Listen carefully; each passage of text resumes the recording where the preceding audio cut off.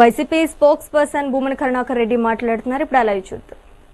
రాంబాబు గారి ఇంటి మీద దాడి చేయించిన మాట పచ్చి వాస్తవం. మేము రాంబాబు అన్నటువంటి మాటను ఏ రకంగానూ కూడా సమర్థించము. ఆయన చేసింది తప్పు పొరపాటు అని చాలా స్పష్టంగా చెప్పటం జరిగింది. ఆయన కూడా అంగీకరించి క్షమాపణలు కోరటం జరిగింది.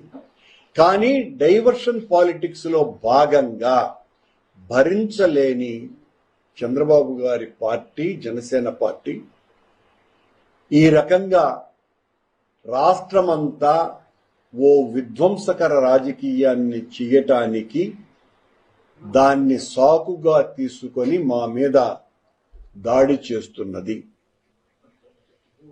సిట్ ఇచ్చినటువంటి రిపోర్టులో ఎక్కడ యానిమల్ ఫ్యాట్ కలపలేదు అన్నటువంటి విషయం తెలిసిపోయింది. మేము చాలా స్పష్టంగా చెప్పటం జరిగింది. సిబిఐ ఎంక్వైరీలో కల్తీ నెయ్యి జరిగింది అని వాళ్ళు రిపోర్ట్ ఇచ్చినారు. ఆ రిపోర్టులో ఎక్కడ కూడా ఆనాటి పాలక మండలి అధ్యక్షులు గాని పాలక మండలి సభ్యులు గాని ఉన్నత అధికారుల ప్రమేయం కానీ ఆ అవినీతిలో ఆ కల్మషంలో వాళ్ళు భాగస్వాములు కాదు అన్న విషయం చాలా స్పష్టంగా తన సప్లిమెంటరీ ఛార్జ్ షీట్ లో సిట్ పేర్కొన్నది. ఆ సిట్ నివేదికలోనే వాళ్ళు మరింత విస్పష్టంగా టీటీడీలో ఉన్నటువంటి కొద్దిమంది అధికారులు టెక్నికల్ ఎక్స్పర్ట్స్, ఆ ఎక్స్పర్ట్స్ కూడా తెలుగుదేశం పార్టీ హయాం నుంచి ఉన్నటువంటి వాళ్లే, అంతకు పూర్వం నుంచి కూడా ఉన్నటువంటి విజయభాస్కర్ రెడ్డి లాంటి వాళ్ళు, ఎప్పటి నుంచో టీటీడీలో పనిచేస్తున్నటువంటి అధికారులు, అలాగే నెయ్యిని సరఫరా చేసినటువంటి సరఫరాదారులు వీళ్ళందరూ కుమ్మక్కై అవినీతికి పాల్పడి నెయ్యిలో కల్తీని వాడినారు అని వాళ్ళు చాలా స్పష్టంగా చెప్పినారు. దీనికి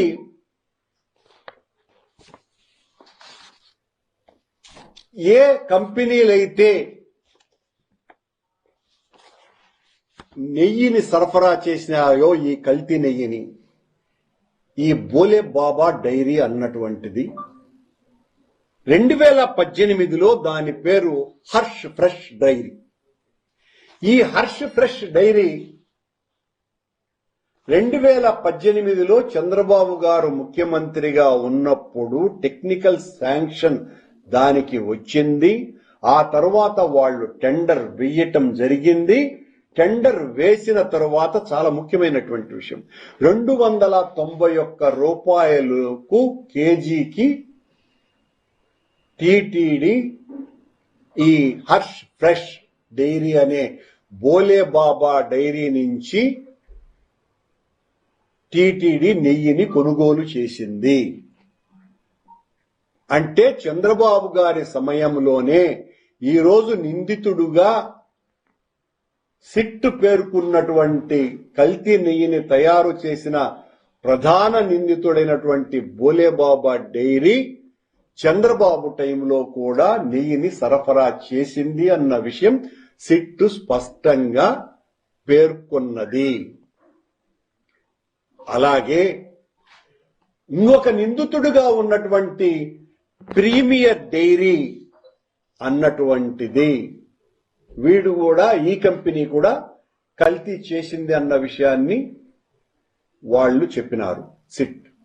ఇదే ప్రీమియర్ డైరీ 2013 నుంచి 2013లో 273 రూపాయలకు, 2016లో 332కు, 2016 సెప్టెంబర్లో 364 రూపాయలకు, ఏప్రిల్ 17లో ప్రీమియర్ డైరీ 411 రూపాయలకు, అక్టోబర్ 17లో ప్రీమియర్ డైరీ 378 రూపాయలకు, జనవరి 28, 2018 ప్రీమియర్ డైరీ 320 రూపాయలకు, ఆగస్టు 19 మేము అధికారంలోకి వచ్చిన తరువాత 389 రూపాయలకు ఈ ప్రీమియర్ డైరీ చంద్రబాబు గారి టైంలోనే అత్యధిక సార్లు దాదాపు 90% పైగా ఈ రోజు ప్రధానమైనటువంటి నిందితులలో ఒకరైన డైరీ సంస్థ అయిన ప్రీమియర్ డైరీ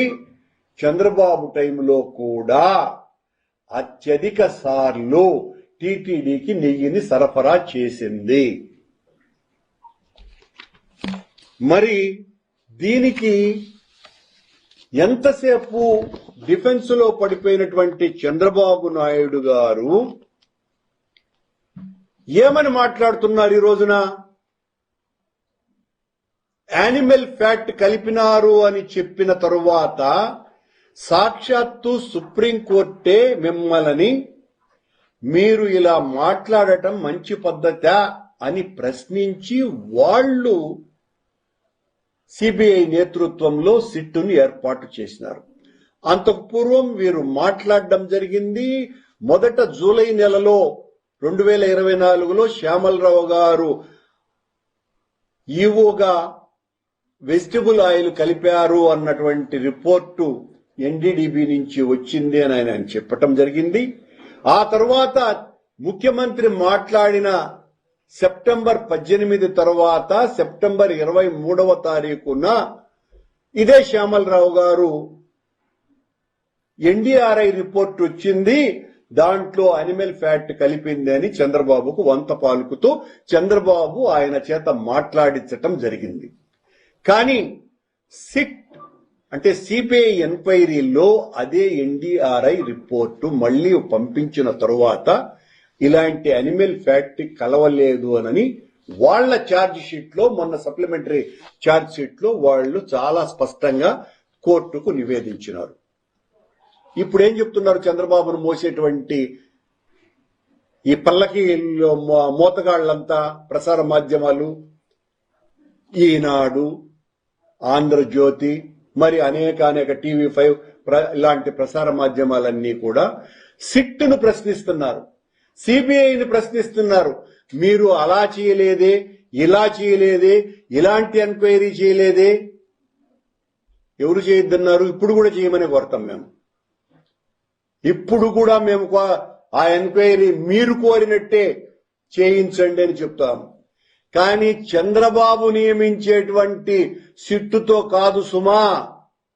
చంద్రబాబే సిట్టును నియమిస్తే ఆ సిట్టు అధికారులు సిట్ అంటే సిట్టు, స్టాండ్ అంటే స్టాండ్ అంటారు కనుక వాళ్ళు వెంటనే మమ్మల్ని అందరినీ నిందితుల్ని చేస్తారు కనుక వాళ్లతో కాదు చేయాల్సింది.